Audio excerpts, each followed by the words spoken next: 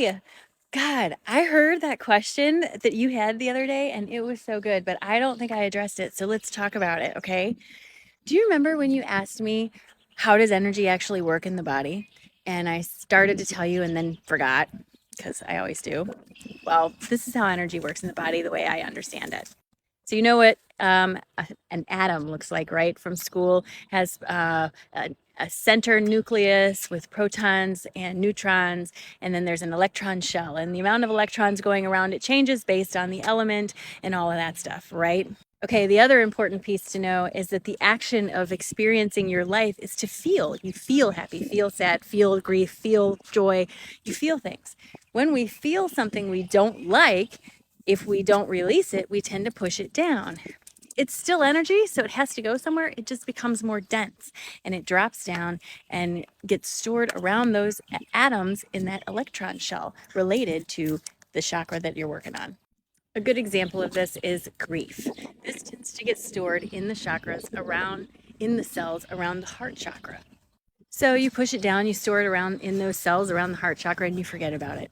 But over time, it builds up. And then as that grief starts to build up, because you add more to it, those cells get heavier physically and they start to get weighted down. This then starts to lead to physical manifestation, things that can happen, health problems, mental, depression, sadness, anger, all these things. These are manifesting because you don't have any more room in your cells. The way to release that dense energy is you have to reactivate it so that you feel it once again, which is the action of your life, and allow it to leave your system.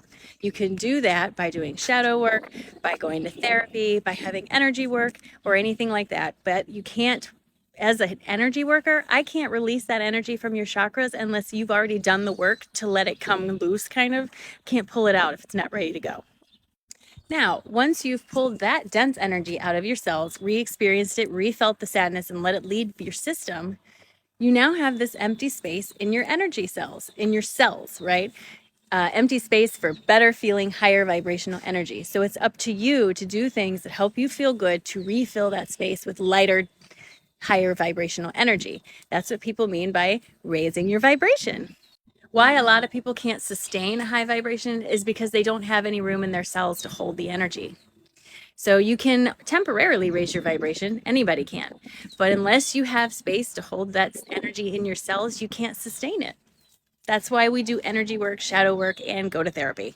And it makes us better people, just saying. So I hope that answered your question. If you have any more questions, let me know, and I'll see you tomorrow for our next walk.